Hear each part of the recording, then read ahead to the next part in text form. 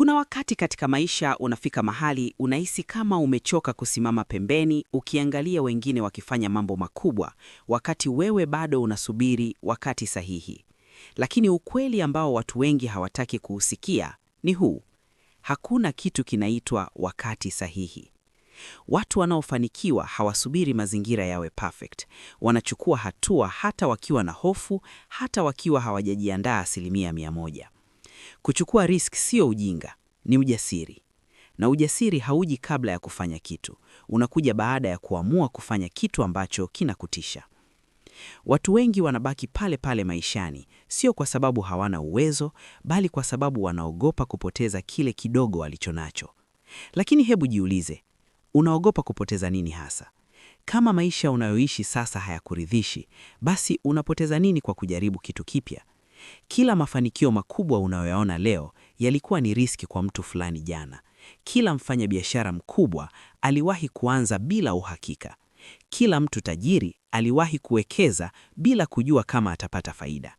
Kila mtu aliyefanikiwa aliwahi kuonekana mjinga mbele ya watu wengine.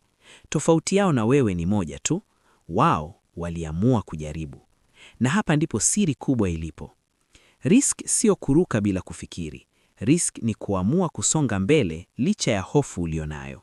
Unapoanza kufikiria sana, unajiwekea mipaka. Unapoanza kuogopa sana, unajizuia mwenyewe. Na unapoanza kusubiri kila kitu kiwe perfect, unajichelewesha. Maisha hayajawahi kuwa na uhakika. Hakuna mtu ana uhakika wa kesho. Hakuna mtu ana uhakika wa mafanikio. Lakini kuna uhakika mmoja tu: kama hutachukua hatua, hakuna kitakachobadilika. Unataka maisha bora, lazima ukubali hatari. Unataka pesa zaidi, lazima ukubali kufanya maamuzi ambayo wengine wanaogopa kufanya. Unataka kuwa tofauti, lazima uache kufuata njia ambazo kila mtu anapita. Watu wengi wanataka matokeo makubwa, lakini hawako tayari kubeba mzigo wa risk. Wanataka mafanikio bila kushindwa. Wanataka utajiri bila kupoteza. Wanataka ushindi bila maumivu. Hilo haliwezekani. Kila risk ina maumivu yake. Kila risk ina uwezekano wa kushindwa. Lakini pia kila risk ina mlango wa mafanikio makubwa. Na ukweli mwingine ambao watu hawapendi kuusikia ni huu: maumivu ya kushindwa ni ya muda, lakini maumivu ya kujuta ni ya maisha yote. Utaumia ukijaribu na kushindwa, lakini utaumia zaidi ukikaa ukijiuliza, ingekuwaje kama ningejitahidi? Na hapa ndipo maisha yanagawanyika. Kuna watu wanaochagua usalama na kuna watu wanaochagua ukuaji.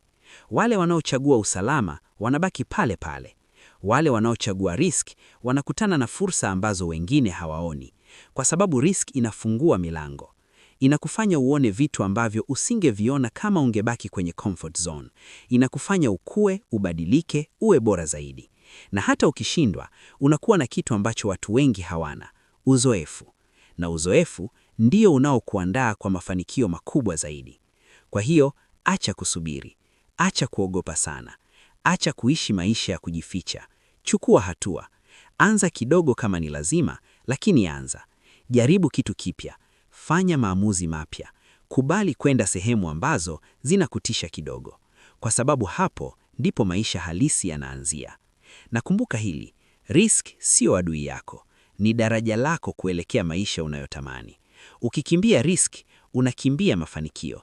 Ukikumbatia risk, unakaribia ndoto zako.